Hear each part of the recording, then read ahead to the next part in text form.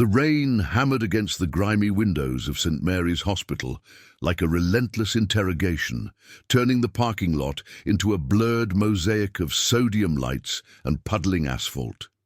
Inside the pediatric wing, the air carried the sharp tang of antiseptic, mixed with the faint, underlying rot of old linoleum floors, reminders that this place patched up bodies but rarely mended the fractures beneath. Elena Vasquez pushed through the double doors at the end of her shift, her scrubs still crisp despite the 12-hour grind, her dark hair pulled into a practical ponytail that did little to hide the exhaustion in her eyes. At 32, she'd seen enough broken kids to know that some wounds came from fists hidden behind closed doors, not just the accidents reported on intake forms. She was heading for the elevators when a small, choked sob echoed down the dimly lit hallway. It came from room 214, the isolation bay reserved for long-term patients. Elena paused, her hand hovering over the call button. Protocol said to let the night nurse handle it, but something in that cry, raw, unfiltered, pulled at her like a current. She veered left, her sneakers squeaking softly on the tile. The door to 214 was ajar, spilling a wedge of fluorescent light into the corridor. Inside, a boy no older than 10 sat slumped in a standard-issue hospital bed, his thin legs dangling off the edge, bare feet not quite touching the floor. His wheelchair, a sleek model with reinforced frames and custom padding, was nowhere in sight. Tommy Ruiz, that was his chart name, rubbed at his eyes with the heels of his hands, his face streaked with tears. Wheelchair-bound since a car accident 2 years back, he was one of Elena's regulars, a kid with a sharp wit that masked the pain of his spinal injury. "Hey, Tommy," Elena said softly, slipping inside and closing the door behind her. The room smelled of stale jello and the faint ozone from the humming IV pump. She knelt beside the bed, her knee protesting the movement. "What's got you crying like that? Bad dream?" He looked up, his brown eyes wide and accusatory, as if she'd caught him in a lie. "It's not a dream. My dad. He took my wheelchair." The words tumbled out in a whisper, laced with betrayal. "Said I didn't need it anymore, that I had to learn to walk like a man. But I can't, Elena. It hurts, and he just took it." Elena's stomach twisted. She'd met Victor Ruiz once before, during Tommy's last admission, a towering man in a tailored suit, his presence filling the room like smoke from a back-alley fire. He hadn't struck her as the nurturing type. His handshake had been firm, almost testing, and his eyes had scanned the room as if mapping escape routes. But taking the chair, that was cruelty wrapped in tough love or worse. "When did this happen?" she asked, keeping her voice steady, though her mind raced through child services protocols. "Just now," Tommy sniffled, glancing toward the window where rain lashed the glass. "He came in after visiting hours. The nurses were busy with that code blue down the hall. He wheeled it out himself, like it was nothing, said if I want it back I gotta prove I'm not weak." The boy's small fists clenched the bedsheet, knuckles whitening. "He's always like that. Says it'll make me strong for the family business someday."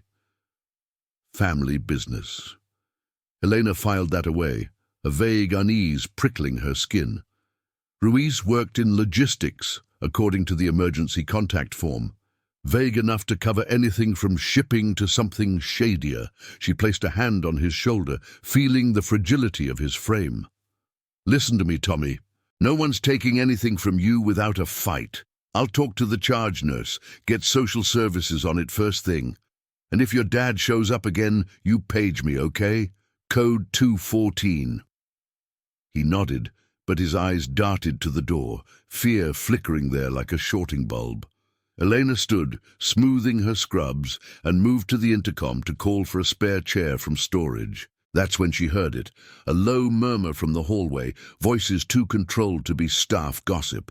She cracked the door, peering out. At the far end of the corridor, under the harsh glare of the exit sign, stood Victor Ruiz. He wasn't alone. Two men flanked him, broad-shouldered types in dark overcoats that strained against hidden bulges, security or worse. Ruiz held Tommy's wheelchair folded in one massive hand, as if it weighed nothing, while he spoke into a burner phone pressed to his ear. "Yeah, it's handled. Kid needs to toughen up. No loose ends."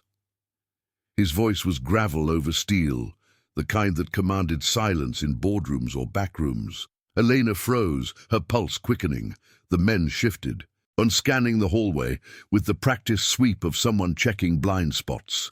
She ducked back, heart pounding against her ribs. What kind of father wheeled out his son's mobility aid as a lesson? And those guards? Hospital policy didn't allow that kind of entourage without raising flags. She thought of the inconsistencies she'd noticed before. Tommy's chart listing unreported bruises, the way Ruiz always paid cash for treatments, no insurance hassles. Pushing the door open wider, Elena stepped out, her voice cutting through the hum of the fluorescent lights. "Mr. Ruiz, a word?" He turned around slowly, the phone lowering from his ear.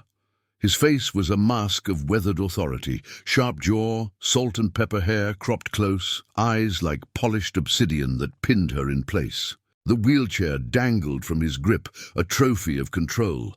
Behind him the guards tensed, hands drifting toward coat pockets. "Ms. Vasquez," he said, his tone measured, almost amused. "Didn't expect to see you lingering." He glanced past her into the room, where Tommy had gone quiet as a held breath. Family matters, nothing for the staff to concern themselves with. Elena's chin lifted, defiance sparking despite the chill crawling up her spine. When it involves a patient's care, it's everyone's business. Return the chair. Now. Ruiz's lips curved into a thin smile that didn't reach his eyes. He nodded to one of the men, who stepped forward, unfolding the chair with efficient clicks. But as he wheeled it toward room 214, Ruiz's gaze lingered on Elena, assessing, like she was a variable in an equation he hadn't accounted for. "You're protective, I respect that, but meddling in Ruiz family affairs, it can get complicated." She took the chair from the guard, her arms straining under its weight, and backed into the room without breaking eye contact. Complicated. The word hung in the air like a threat veiled in courtesy. As she locked the door behind her, the rain outside intensified, drumming a warning rhythm. What kind of family business turned a boy's tears into a power play? And why did she suddenly feel like she'd just stepped into the crosshairs? Elena wheeled the chair to Tommy's bedside, the rubber tires whispering against the linoleum like a secret being shared. The boy sat up straighter, his tear-streaked face lighting with a mix of relief and wariness. She helped him transfer, her hands gentle but firm, supporting his weight as he swung his legs over. The room felt smaller now, the walls pressing in with the weight of what had just transpired outside. Rain continued its assault on the window, a steady patter that muffled the distant beeps of monitors down the hall. "There," she said, locking the brakes on the chair. "No more midnight lessons from Dad tonight." Tommy settled into the seat, his small hands gripping the armrests, but his eyes flicked toward the door as if expecting it to burst open again. "He's not always mean," Tommy murmured, his voice barely above the IV pump's hum. "Just when things get busy at work. He says the streets don't wait for weak links." The words carried a rehearsed edge, like lines from a script he'd heard too many times. Elena pulled up a stool, her knee still aching from the earlier kneel, and met his gaze. "What kind of work makes a dad act like that, Tommy? Logistics, right? Trucks and shipments?" She kept it light, probing without pushing, the way she did with kids who clammed up about home lives. He shrugged, fiddling with the hem of his hospital gown. "Yeah, stuff like that. Docs mostly. He runs a crew. Uncles, cousins. They move things at night when the fog rolls in off the river. Sometimes he comes home smelling like salt and diesel with cuts on his knuckles." Tommy's voice dropped lower. "Last week, He got a call in the middle of the night, said something about a short shipment and a guy named Marco who needed reminding. Then he left with his guys, and I didn't see him till morning. Elena's mind catalogued the details: docks, night runs, short shipments. It sounded like more than legitimate freight, too many shadows for cargo manifests and union rules. She thought of the guards outside, their overcoats hiding what were likely permits for concealed carry, if they had them at all. Hospitals had security cams, but blind spots existed, especially in older wings like this one. "Sounds intense. You ever worry about him?" Tommy nodded, his fingers tracing the chair's padded arm. "All the time. He promised Mom before she died that he'd keep us safe. But safe from what? He won't say." The boy's eyes welled up again, but he blinked it away. A tiny echo of his father's steel. A knock rattled the door. 3 sharp raps, official. Elena tensed, but it was the charge nurse, Maria, poking her head in with a clipboard. "Everything okay in here?" Heard some commotion. Her eyes, sharp behind wire-rimmed glasses, scanned the room, lingering on the wheelchair. "All good," Elena replied, forcing a smile. "Just a mix-up with the chair. Tommy's settled." Maria nodded, but as she retreated, Elena caught a glimpse of the hallway. Empty now, the exit sign's red glow flickering like a dying ember. Victor and his men were gone, swallowed by the storm-slicked night. Yet the air felt charged, as if their presence had left an invisible residue. She stayed with Tommy until his eyelids drooped, reading him a dog-eared picture book about pirate ships on foggy bays, ironic given the docks he'd mentioned. When his breathing evened out, Eleanor slipped out, grabbing her coat from the staff lounge. The parking lot was a sea of reflecting puddles under the lot's sodium lamps, the rain easing to a drizzle that misted her face. Her beat-up sedan sat in its usual spot, 3rd row from the entrance, but as she approached, something caught her eye. A dark SUV idling at the lot's edge, its engine a low growl, wipers sweeping rhythmically. No one inside that she could see, but the tinted windows stared back like unblinking eyes. She slid into her car, locking the doors with a click that echoed too loudly in the quiet. The drive home was a blur of wet streets and windshield wipers thumping, her mind replaying Victor's slow turn, that assessing gaze. By the time she pulled into her apartment complex, a modest brick building on the city's east side, far from the river's industrial sprawl, the clock read past midnight. Her 1-bedroom unit smelled of yesterday's takeout, the faint jasmine from a neighbor's laundry seeping through the vents. Eleanor kicked off her shoes, collapsing onto the couch with her phone. No messages, but as she scrolled through work emails, a new notification pinged. A blocked number, voicemail. Her thumb hovered, then pressed play. Victor's voice filled the room, gravelly and unhurried, as if he were standing right there. "Ms. Vasquez. Victor Ruiz. Appreciate you looking out for my boy tonight. He's all I got left worth fighting for. I'd like to discuss this properly. Dinner tomorrow, 7 p.m. La Riva, private room. It's on the water. Come alone." No question, just the invitation hanging like a summons. The line clicked dead, leaving only the hum of her fridge. She stared at the screen, pulse quickening. Curiosity burned. About Tommy's world, the docks, the cuts on Victor's knuckles. But there was fear, too, a prudent voice whispering about boundaries crossed, about men who folded wheelchairs like paper and vanished associates named Marco. Gratitude for returning the chair, or a way to gauge how much she'd seen. La Riva was upscale, the kind of place with valet and velvet ropes, but its dockside location screamed logistics hub by night.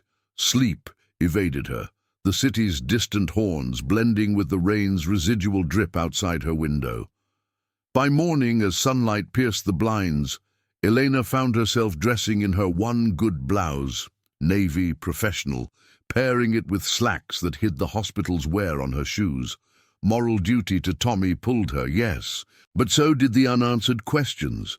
What reminders did Victor's crew deliver, and why did accepting this dinner feel like stepping onto a gangplank over the river's murky depths?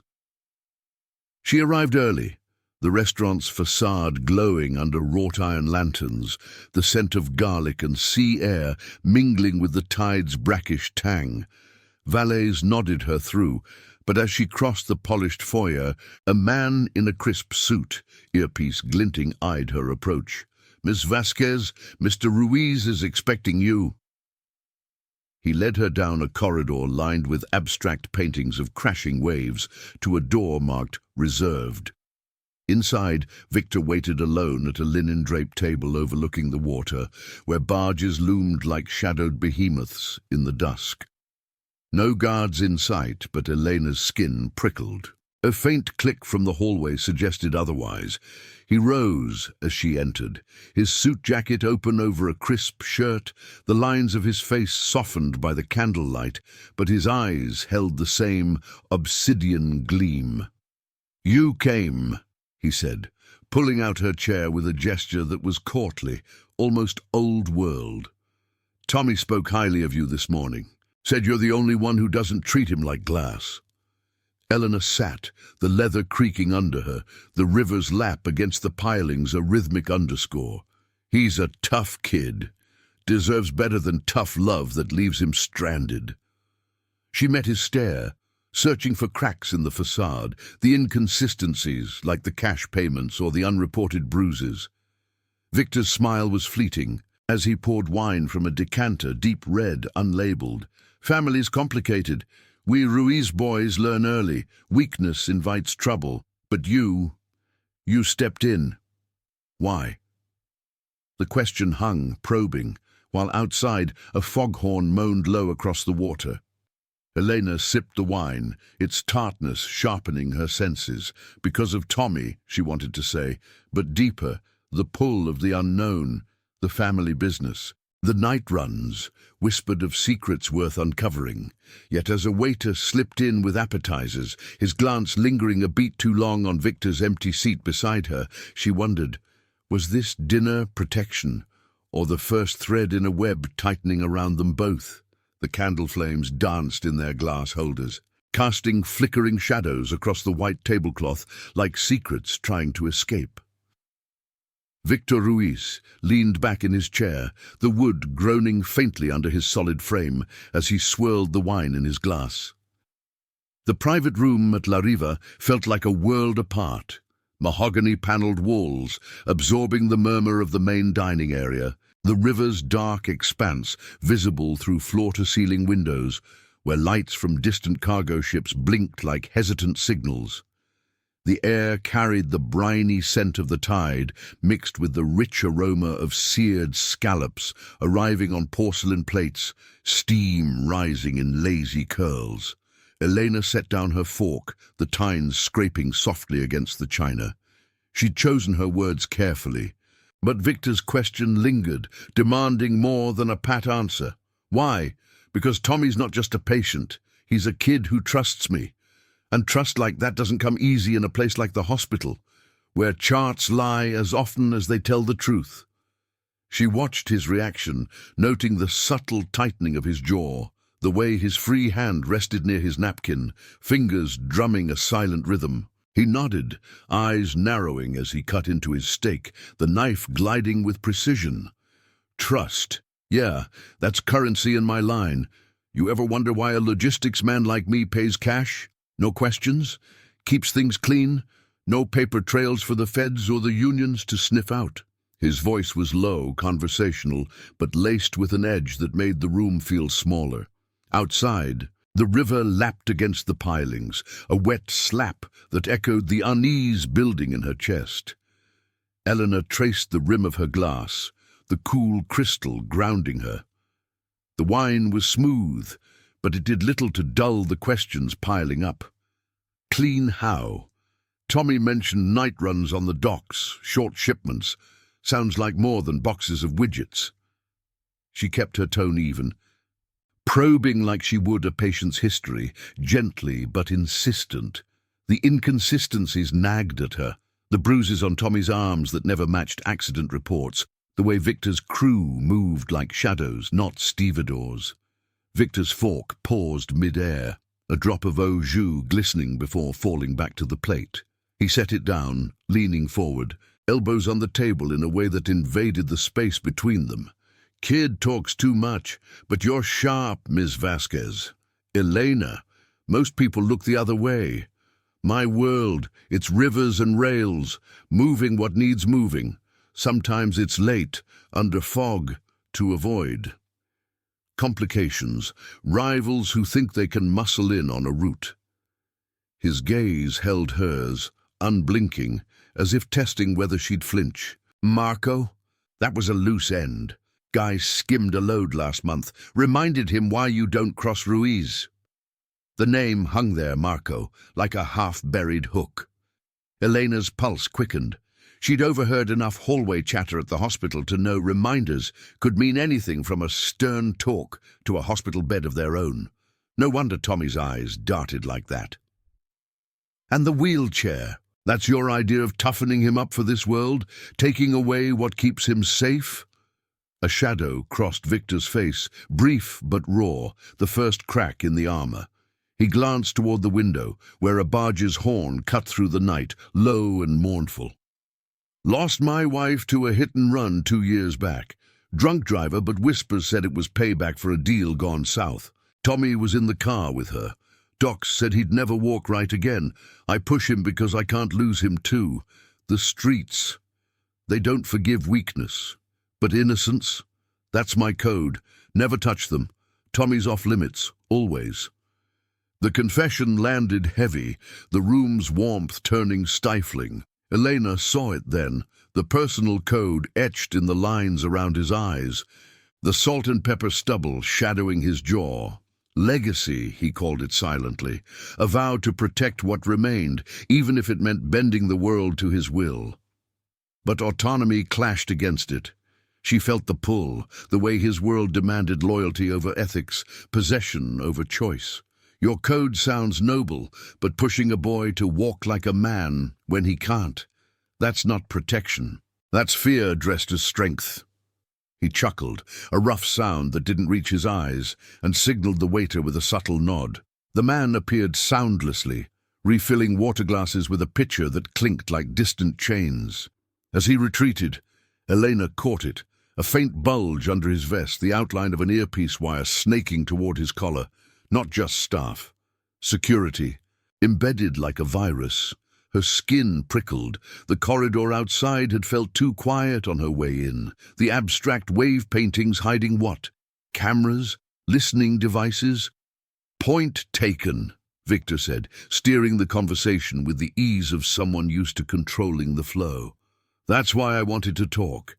You saw something tonight at the hospital, the chair, the guards. I need to know you're not the type to stir pots with social services or cops. Tommy likes you. Hell, I respect the fire in you. But my family's got eyes everywhere. Docks, warehouses, even this river. Step wrong and it gets messy." Elena's fork trembled slightly as she pushed a scallop around her plate. Messy. The word evoked images, trailing cars on wet asphalt, burner phones buzzing in coat pockets, guard rotations at hidden safe houses. She thought of her apartment, the unassuming brick building now feeling exposed, like the SUV in the hospital lot had followed her home. "I'm not stirring anything. But if Tommy's in danger, from your world or your lessons, I won't stand by. That's my code." The tension thickened. A palpable hum, like the security radios she'd glimpsed on the guards earlier. Victor's phone vibrated on the table, screen lighting up with a blocked number. He silenced it without looking, but not before Eleanor glimpsed the incoming text. "Escort compromised, en route." His expression hardened, the courtly mask slipping as he rose, tossing a stack of bills, crisp hundreds, beside his plate. "Dinner's cut short. Rain check, Elena, but think on it. In my world, protection comes with strings. Yours might too, soon." He escorted her to the door, his hand light on her elbow, a gesture that felt both guiding and confining. The foyer buzzed with oblivious diners, the scent of espresso cutting through the sea air, but as they stepped outside, the valet pulled up her sedan under the lantern's glow. No SUV in sight, yet the fog rolling in off the river carried a whisper of watchers, distant silhouettes on the docks, where cranes loomed like skeletal sentinels. Elena slid behind the wheel, the engine turning over with a reluctant cough. Victor watched from the curb, his figure backlit, until she pulled away, taillights reflecting in puddles like blood on blacktop. The drive home wound through industrial streets, past chain-link fences rattling in the wind, her mind racing. Compromised escort? Whose? And why did accepting his respect feel like signing a ledger she couldn't read? By the time she reached her complex, the fog had thickened, muffling the city's pulse. Parking under the sodium light, she scanned the lot. Empty, but a faint scuff mark on her door caught her eye, fresh like a boot print pressed in haste. Inside, the apartment's familiar creaks greeted her, but sleep wouldn't come. Instead, she pulled out her phone, searching Ruiz Logistics on a whim. The results were sparse. A defunct website, whispers on forums about dockside disappearances, and a grainy photo of Victor shaking hands with a Port Authority official, smiles tight as wire. As the clock ticked past 2, a new text pinged from an unknown number. Drive safe, tomorrow, eyes on. No signature, but the implication burned. Surveillance, subtle and closing in. Was it Victor's code at work, or a rival's betrayal testing the edges? And if she pushed back, would Tommy's world, and now hers, crumble under the weight? If you're enjoying this story so far, tell us in the comments where in the world you're watching from. The fog clung to the streets like a shroud as Elena navigated the morning rush, her sedan's wipers slicing through the mist that refused to burn off. The east side of the city stirred with the grind of delivery trucks and early shift workers, the air thick with exhaust and the faint rot of the nearby canal. She'd barely slept, the anonymous text looping in her mind like a warning siren. Eyes on, always watching. By the time she pulled into the hospital lot, the sun had clawed its way higher, casting long shadows across the asphalt that made every parked car look like a potential tail. Shift started with the usual chaos. A feverish toddler in triage, charts stacked like accusations on the nurse's station. But Elena's focus splintered, her eyes flicking to the pediatric wing's entrance every few minutes. Tommy's room was quiet when she checked in. The boy dozing under a thin blanket, his wheelchair tucked neatly by the bed. No sign of Victor, but the charge nurse, Maria, pulled her aside in the supply closet, the door clicking shut behind them amid the scent of bleach and stacked gauze. "Social services called," Maria whispered, her voice a hurried rasp over the hum of the vending machine outside. Tommy's files flagged now, unexplained absences. Those bruises from last month, they want a full interview. And Ruiz, he rang earlier asking if you'd mentioned anything. Sounded polite, but you know how that goes. Elena's throat tightened, the weight of last night's dinner settling like lead. Victor's code, protect the innocents, clashed against the reality of a system that could yank Tommy away, or worse, draw his father's crew into the fray. "I didn't say a word, but if they push, I'll back the kid. He deserves stability, not whatever lessons his dad cooks up." Maria nodded, but her eyes darted to the window where a black sedan idled at the curb, engine idling low. "Just watch your back. Hospital cams caught a guy loitering last night. Tall overcoat, matched the description of Ruiz's muscle. And your car? Security log shows it circled the lot twice before you left." Surveillance.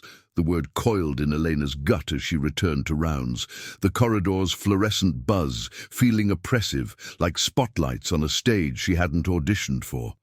She pushed through Tommy's door, the rubber seals hissing softly. The boy stirred, rubbing sleep from his eyes, the room smelling of apple juice and the faint metallic tang from his morning meds. "Morning, champ." she said, adjusting his IV line with practiced ease. "Sleep okay?" Tommy's smile was tentative, his fingers drumming the armrest. "Yeah, Dad called. Said sorry about the chair. Promised ice cream if I behave." He paused, glancing at the window where the sedan still lurked, a shadow behind tinted glass. "But he asked about you, if you're my friend or something else." Eleanor's hand stilled on the drip chamber, possessiveness already threading through Victor's gaze at dinner, the way he'd guided her elbow, strings attached. "Just a nurse looking out. Speaking of, you tell me if anyone weird shows up, or if Dad's crew hangs around too much." He nodded, but his voice dropped to a conspiratorial whisper. "They do that. Last time we were home, I heard them in the garage, talking about a warehouse on Pier 7. Something about rerouting the manifest before the feds check the logs. Dad got mad when a burner rang, said Lopez is sniffing too close." "Who's Lopez?" The name landed like a clue in a half-solved puzzle. Rerouting manifests, shipping ledgers doctored under fog-shrouded nights, rivals like this Lopez circling territories.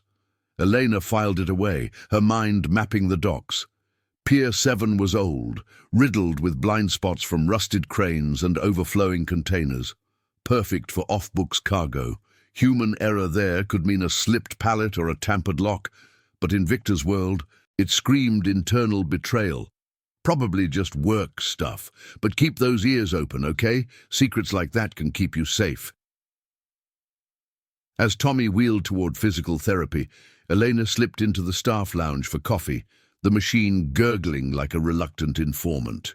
Her phone vibrated on the counter. Unknown number again. She answered, heart thudding against her ribs. "Elena." Victor's voice. Gravel over the line, static, no preamble. "Heard about social services. We need to talk." "Not here. Meet me at the old mill warehouse, East Riverbank. Noon, come alone. No hospital heroics." The line died before she could protest, leaving the lounge's chatter to fill the void. Warehouse. The word evoked concrete floors slick with river damp, sodium lights buzzing over stacked crates, the distant rumble of generators masking conversations. Why there? Neutral ground, away from prying eyes, or a trap to tie off loose ends like her meddling. She clocked out early, citing a headache, and drove east, the city giving way to industrial decay. Chain-link fences topped with razor wire, graffiti-scarred walls, the river's muddy churn visible through gaps. The mill loomed on the bend, a hulking relic of brick and iron, windows shattered like broken teeth. Victor's SUV was parked by the loading dock, unguarded, but as Eleanor pulled up, gravel crunching under her tires, she spotted the tells, a second vehicle tucked behind a rusted dumpster, plates muddied, a faint glint from an upper window, like a scope catching light. He emerged from the shadows as she approached, hands visible, no overcoat to hide bulges, just a leather jacket over jeans, his frame filling the doorway. The air smelled of rust and stagnant water, the river's lap against the pilings a steady underscore. "You came," he said, echoing last night's words, but his tone carried an edge, eyes scanning her car as if checking for tails. "Tommy's caught in the middle," Elena replied, stopping a safe distance away, the wind tugging at her ponytail. "Social services isn't me stirring pots. It's the system catching up to your clean payments and hidden bruises. What's this about Lopez? Tommy overheard. Pier 7 manifests. If your rivals are closing in, it endangers him more than any chair lesson." Victor's jaw clenched, a muscle ticking under the stubble. He stepped closer, the warehouse's shadow swallowing them both, the interior echoing with drips from a leaking roof. "Lopez runs the south docks, thinks he can poach my routes. Electronics mostly, but he skimmed a load last week. Guards rotated wrong, one of mine flipped for cash. Now he's got eyes on my shipments, and whispers say he's got a line on Tommy's school runs.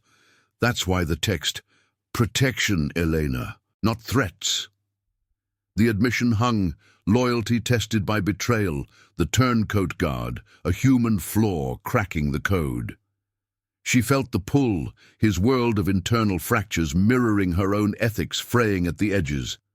Autonomy screamed to walk away, but curiosity and the boy's trusting eyes rooted her. And me? Am I part of your roots now? Dinner, texts, this meat, strings, you said. He almost smiled. But it died as a distant engine growled, tires on gravel from the access road. Victor's hand went to his pocket, phone buzzing.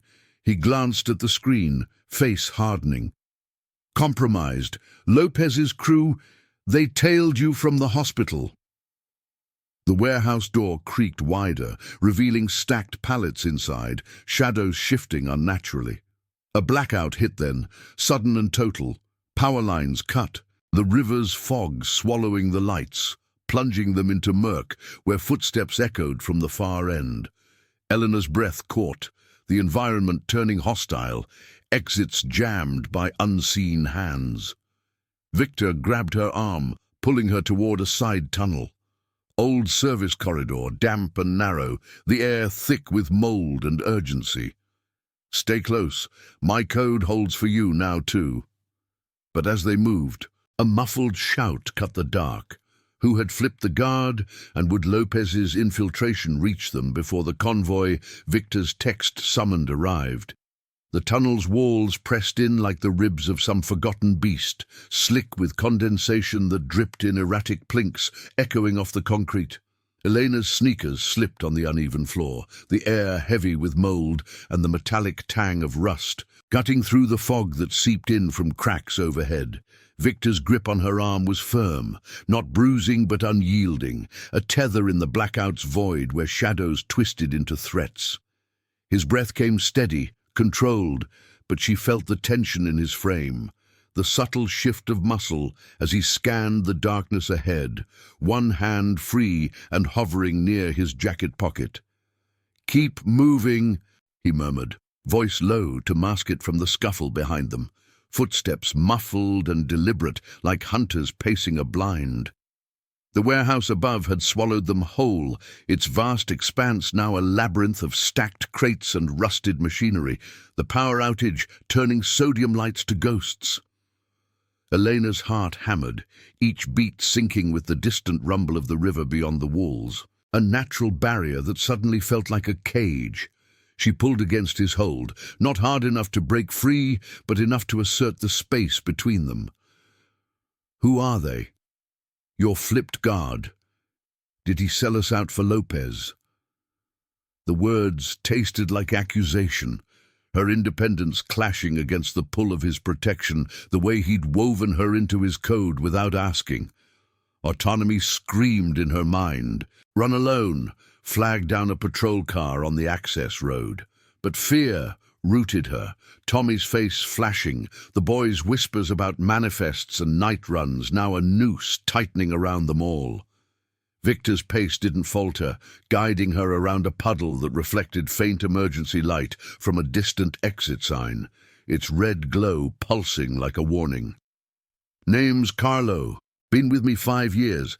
Handled guard rotations on Pier 7. Last manifest showed a discrepancy. 2 containers short, electronics rerouted to Lopez's south side. Carlo's burner pinged a south dock tower right after. Human error or greed. Doesn't matter now. He's the reason they're here."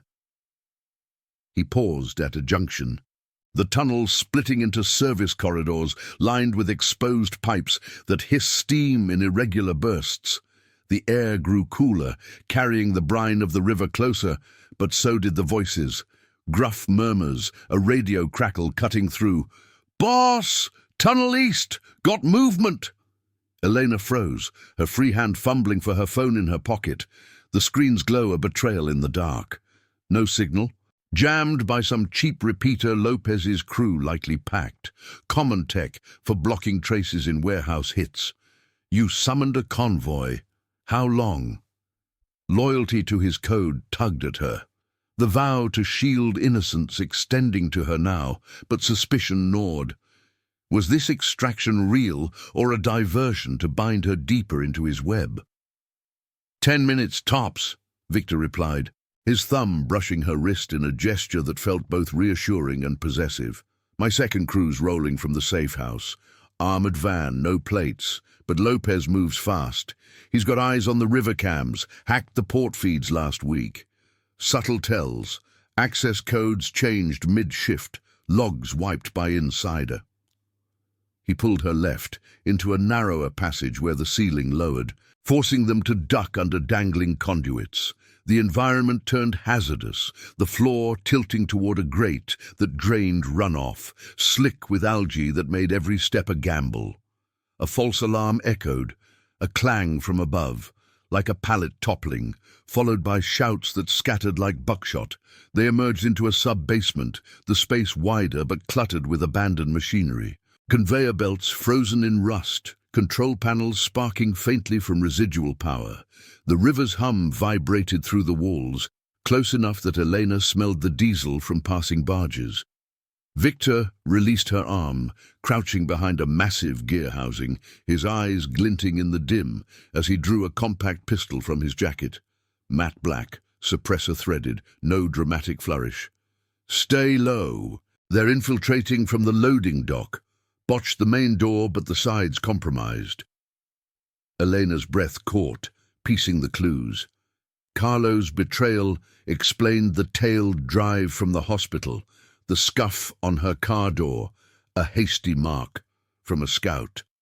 Institutional limits played in, port security understaffed, feds too buried in white-collar busts to chase dockside whispers. She pressed against the cold metal, her scrubs from the morning shift now a liability, white against the gloom. "This your idea of protection, dragging me into tunnels while your rivals close in?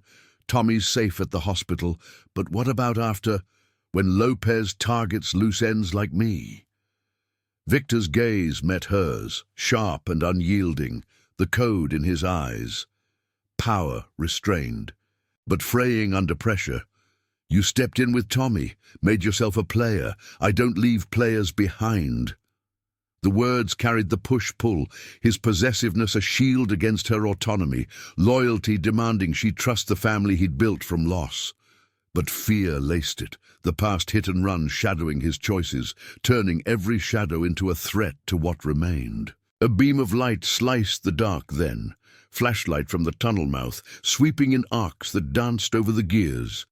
Two figures advanced, silhouettes bulky with tactical vests, one muttering into a radio. "Clear on the manifest side. Lopez wants the boss alive. Ruiz girl as leverage." Intercepted message confirmed. Elena's involvement no secret. Her dinner with Victor a telltale blip on surveillance logs.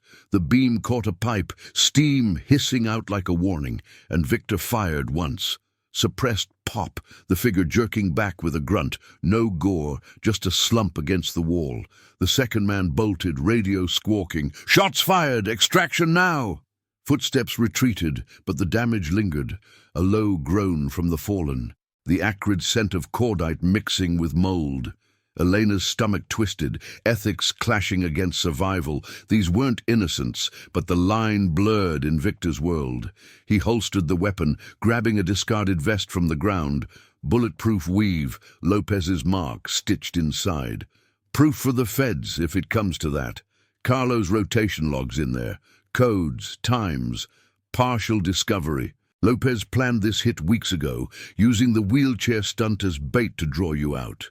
She snatched the vest, fingers brushing a pocketed ledger, discreet notes on shipments, burner contacts, a circled date matching Tommy's last discharge. The true threat organized, not random, internal betrayal feeding rival factions, pressure mounting on Victor's empire. But victory's cost loomed. Injury to his crew, exposure of the dock's underbelly, her own life now collateral. Alarms wailed suddenly, a staged diversion. Sprinklers kicking in from a tampered panel, water sheeting down in icy torrents that turned the floor to a hazard. Exits jammed by debris, the blackout persisting as generators whined uselessly overhead. Victor pulled her toward a rusted ladder leading to a maintenance hatch, the river's roar louder now, promising escape, but also peril, slippery docks, waiting boats. Convoy's close. Hear the engines. Distant tires crunched, but so did approaching boots from the main floor. As they climbed, water sluicing their clothes, Eleanor wondered, would the extraction hold?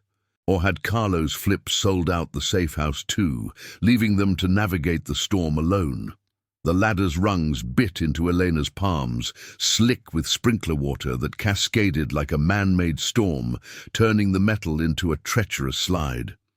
She climbed higher, Victor just below, his jacket heavy with damp, the pistol's weight a silent bulge against his side.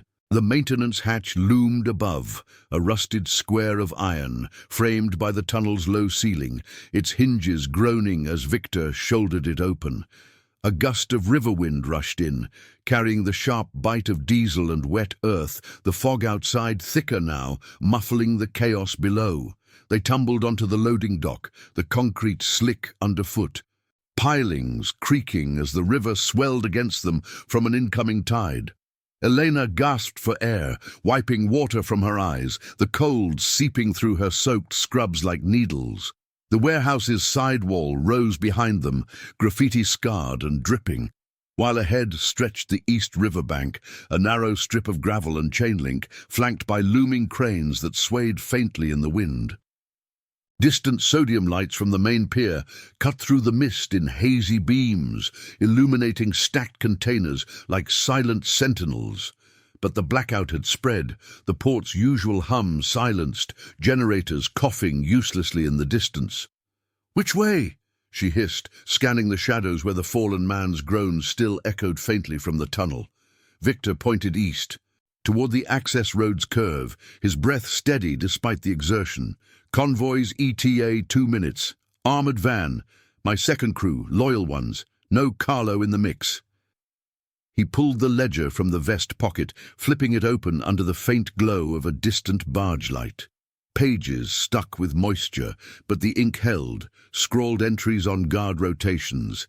Access codes for Pier 7 locks, 7429. Changed last Tuesday, and a burner contact labeled Lopez Liaison. Subtle behavioral tells jumped out, a circled note on Carlo's off days matching short shipments, his signature forged on a rerouted manifest. "See this? He fed them our patterns, human error on my end, trusted too long. But Lopez's play, he wants the routes, not just a hit. Tommy's leverage to force a sit-down." Elena's fingers brushed the page, the paper rough and incriminating, ethics warring with the adrenaline surge. "Leverage? That's your son, and now me, because I wouldn't look away." She straightened, water streaming down her back, the push-pull intensifying. His code offered protection, a found family forged in loss, but it demanded her autonomy bend to his world of ledgers and loyalties. Fear clawed at her. Tommy alone at the hospital, social services circling like vultures.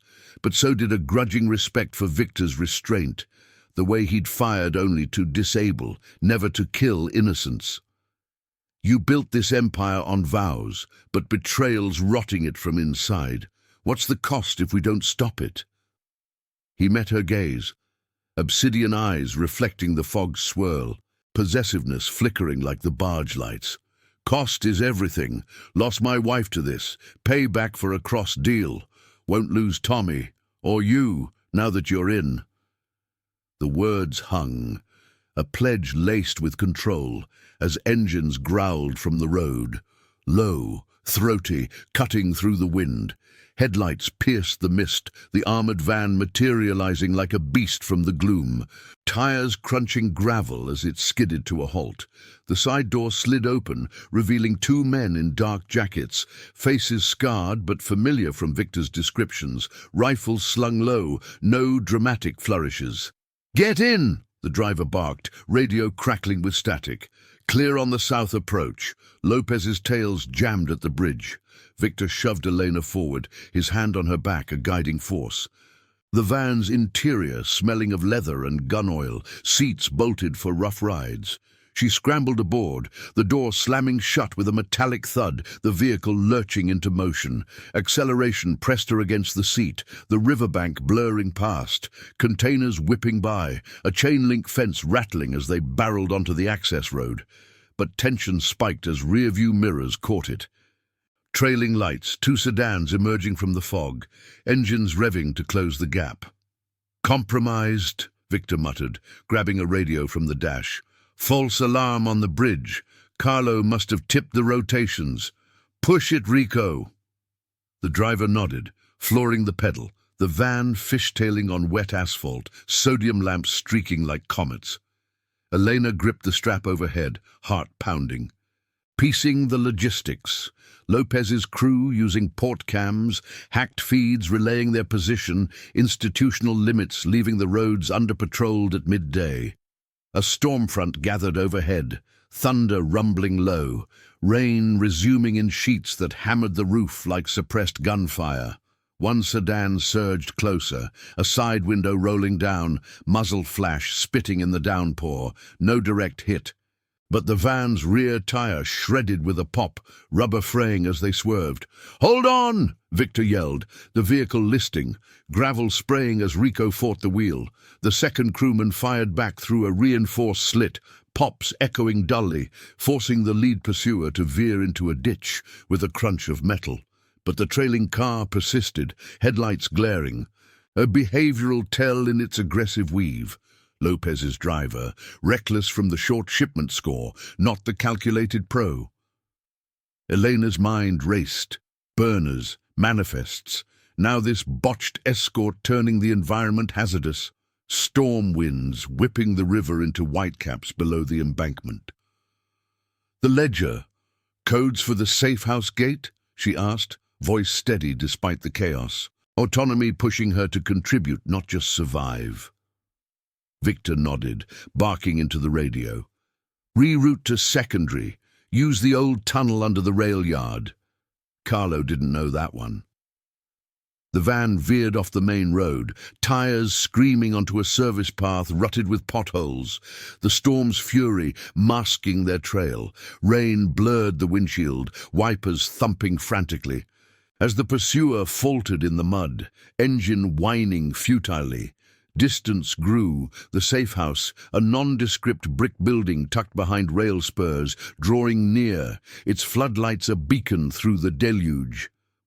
They screeched into the gated lot, barriers clanging shut behind them, the crew piling out to secure the perimeter. Victor turned to Eleanor in the dim garage light, water dripping from his hair, the ledger clutched like a talisman. "We made it, but Lopez knows your key now, witness to the flip. My code covers you, but it means staying close." His hand lingered near hers, the offer of protection a double-edged blade, loyalty demanding trust amid the rising stakes. She pulled back slightly, independence flaring, the safe house's hum of generators underscoring the fragile peace. Tommy waited back at the hospital, social services looming. But here, in Victor's shadowed world, the true threat organized deeper. Carlo's betrayal just the surface, with rival factions probing for more cracks. As thunder cracked overhead, Elena wondered, had they truly shaken the tails, or was the safe house's alarm already disabled by an unseen hand, waiting to turn their refuge into another trap? If this tale already has you hooked, hit the like button. It helps us bring more hidden stories to light. The safe house's garage door rattled shut behind them, the clang echoing like a final punctuation in the storm's roar outside. Water pooled on the concrete floor, mixing with oil stains that gleamed under the harsh fluorescence flickering to life overhead. The air inside was thick with the scent of damp metal and stale coffee from a pot left brewing too long, the generators humming steadily in the corner like watchful sentinels. Victor's crew moved with practiced efficiency, Rico securing the perimeter with a sweep of his flashlight, the other man, Jax, checking the reinforced door's locks, his scarred knuckles whitening on the bolt. Elena stepped out of the van, her soaked clothes clinging like a second skin, the chill raising gooseflesh on her arms. She hugged the ledger to her chest, its damp pages a tangible weight of the secrets they'd clawed from the warehouse dark. The safe house felt like a bunker carved from the industrial sprawl. Brick walls lined with metal shelving, stocked with canned goods and burner phones. A small kitchenette tucked in one corner, where a radio crackled with static-laced updates from the docks. No windows on this level, just vents that whispered the river's distant churn, a reminder that escape routes led back to the water's edge. Victor shrugged off his jacket, hanging it on a hook by the door, revealing the holster strapped across his shirt, practical, unadorned. He turned to her, wiping rain from his face, the lines around his eyes deeper in the unforgiving light. "Dry off. There's towels in the bunk room. We'll hole up till the storm passes. Lopez's crew won't push in this weather, not without backup." His tone was commanding, but undercut with a weariness that spoke of too many nights like this, vows tested by the relentless tide of betrayal. She nodded, but didn't move, her gaze flicking to the ledger. Autonomy burned in her chest, a refusal to just wait while his world dictated the pace. "Hole up, that's your plan? Tommy's still at the hospital. Social services breathing down his neck because of your clean operations. And this," she thrust the ledger toward him, pages fluttering open to the forged signatures. "Carlo didn't act alone. Look, cross-referenced dates with port logs I can access through work contacts. Last short shipment matches a hospital supply run that got rerouted. Medical gear vanishing into your routes. If Lopez has that angle, he's not just after electronics, he's got leverage on innocence." Victor's eyes narrowed as he took the book, flipping through under the light, his finger tracing a smudged entry. "Med manifests, Pier 7, Zo 200, Carlo signed off." The revelation hit like a cold draft through the vents, internal betrayal deeper than a single flip, threading into the hospital's underbelly where cash payments bought silence. He set it down on a scarred workbench, the wood groaning under the weight, and rubbed his jaw, stubble rasping. "Smart catch. Lopez poached a driver from our med supplier last month. Subtle tell, guy started showing up late to rotations, excuses about traffic. Human error on my watch. I overlooked the behavioral shift. But tying it to Tommy's care, that's low, even for him." The push-pull intensified, Elena feeling the draw of his code, the restraint that kept bullets precise, innocence untouched, but clashing against her ethics, the independence that had her questioning every shadow. Loyalty to Tommy pulled her closer, yet fear whispered of the cost. Exposure dragging her into a life of safe houses and coded ledgers, autonomy sacrificed for his protective vow. Your code's cracking, Victor. Vows to Maria, your wife, meant no innocence harmed, but this web's ensnaring them. Social services flags Tommy's file, and suddenly his meds go missing. That's not protection, it's a debt you owe the river. He stepped nearer. The space between them charged like the storm outside, his presence a wall of restrained power. Thunder rumbled, vibrating the floor, as rain lashed the roof in sheets. "You think I don't know? Lost her because I bent a rule once, let a deal slide for family. Now every move's calculated, guard rotations doubled, burners swapped weekly. But you force me to see the blind spots." His hand hovered near her shoulder, not touching, a gesture heavy with unspoken possession, the found family he craved, forged from loss, now extending to her despite the risks.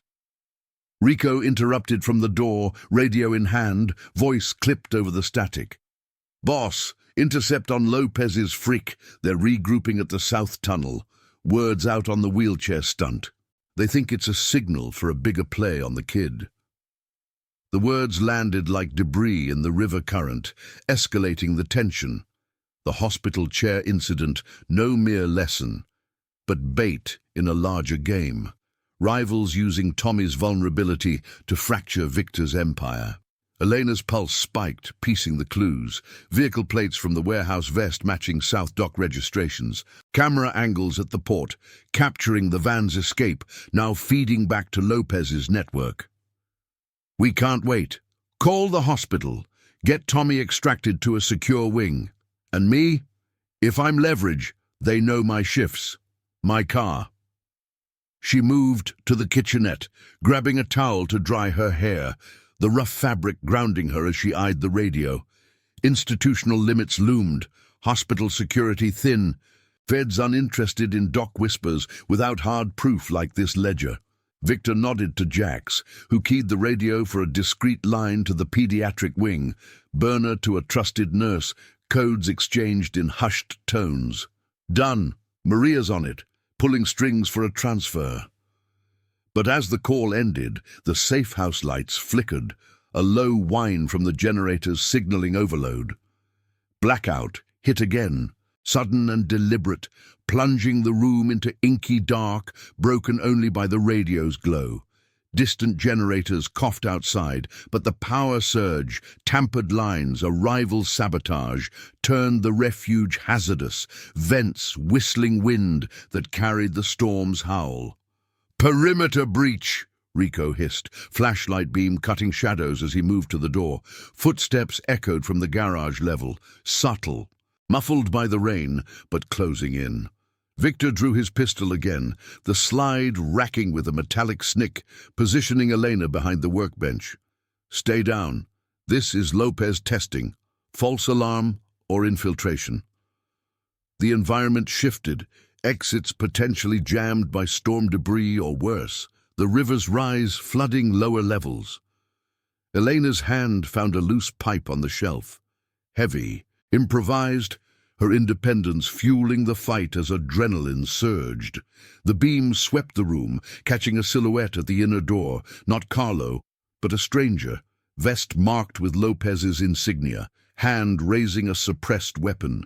Victor fired first, the pop swallowed by thunder, the figure crumpling with a thud. No details in the gloom, just the acrid whiff of discharge. But more shadows stirred, radios crackling. Inside, grab the girl, ledgers here. The clash built, crew exchanging fire in controlled bursts, the safe house's walls absorbing impacts like secrets kept. Victor pulled Elena toward a side panel, hidden tunnel to the rail yard, damp and narrow, the air thick with earth and urgency. "Go, convoy's rerouting, I'll cover." But as they ducked in, a muffled explosion rocked the garage, staged fire from a fuel drum, smoke billowing to choke the air, flames licking under the door. She hesitated at the threshold, loyalty clashing with prudence. Trust his code? Or bolt for the river alone? The tunnel's mouth yawned, but a final radio snippet cut through. Tommy's escort botched. Lopez's van en route to hospital. Heart seizing, Elena gripped the pipe tighter, the true threat crystallizing. Organized assault on the boy, victory's cost mounting as betrayal's web tightened.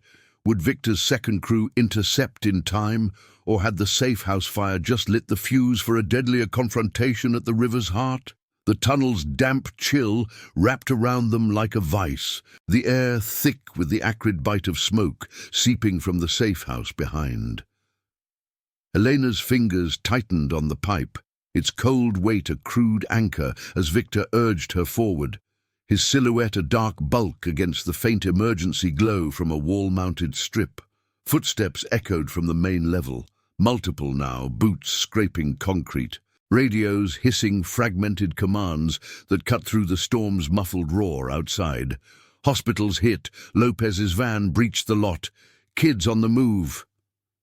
The words clawed at her, turning the narrow passage into a gauntlet of fear, the walls slick with condensation that dripped like sweat from the ceiling. Victor's pace quickened, his free hand brushing hers in the gloom, a possessive guide that both steadied and confined. Second crews en route, rerouting through the rail yard. We link up, hit the hospital from the service tunnels. No heroics, we extract clean.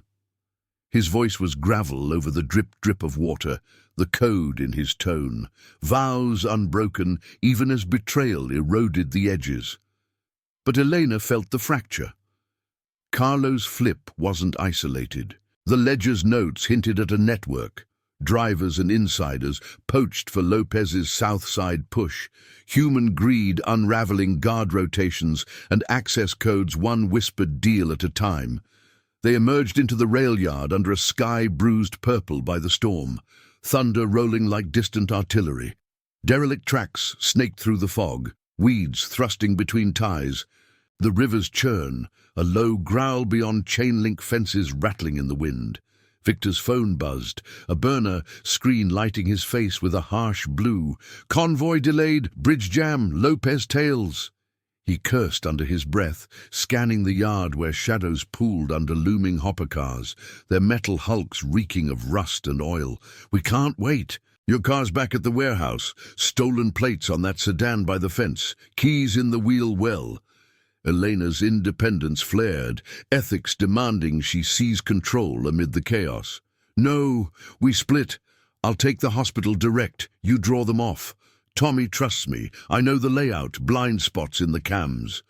The push-pull surged, his possessiveness a shield forged from loss. Her autonomy the spark that had ignited this storm. Loyalty to the boy bridged them, but suspicion lingered. Had Victor's code blinded him to the full rot, or was this race his way of binding her tighter? He hesitated, eyes locking on hers in the sodium haze from a distant pier light, the rain resuming in stinging sheets that plastered her hair to her face. Too risky. Lopez's got the feeds, hacked angles from the port spilling over to hospital security, but fine, parallel paths. Meet at the east entrance tunnels. A nod sealed it, reluctant, his hand lingering on her arm before he melted into the shadows toward the riverbank, pistol drawn low. Elena sprinted to the sedan, gravel biting her soles, the door creaking open to an interior smelling of stale smoke and leather worn thin. The engine turned over with a cough, headlights cutting the fog as she peeled onto the access road, tires hydroplaning on puddles that reflected lightning like fractured mirrors. The drive blurred into urgency, industrial sprawl giving way to the city's core, the hospital's silhouette rising against the storm-lit sky. Her mind raced through logistics. Lopez's van, likely a nondescript panel, plates swapped from a dockside manifest, exploiting the night shift's thin guard rotations. Institutional limits amplified the threat. Cops tied up with flood calls, social services files buried under emergency intakes. She ditched the sedan in a side alley, sneakers splashing through ankle-deep water as she slipped through a service door, the antiseptic tang hitting her like a slap, corridors humming with the storm's interference on the lights.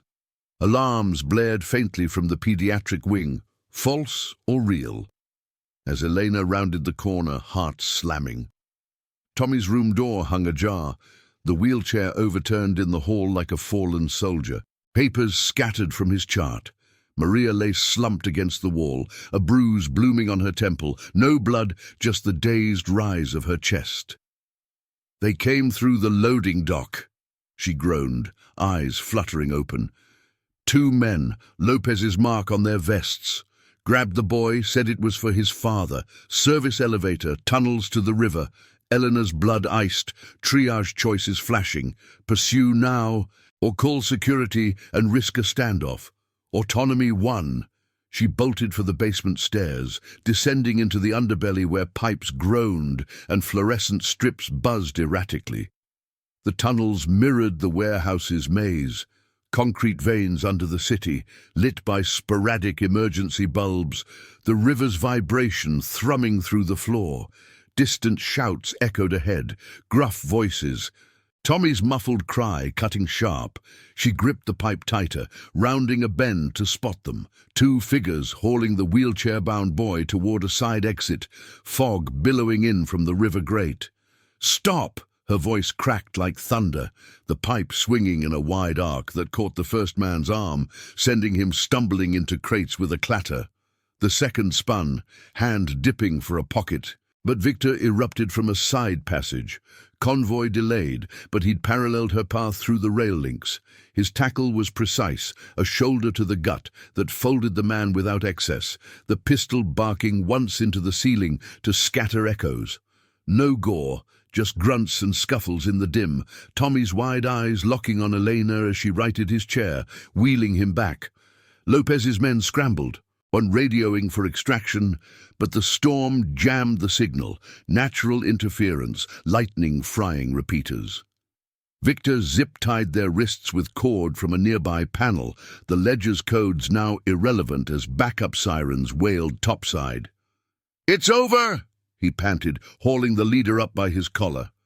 "Tell Lopez the routes stay mine. Touch my family again, and the code bends."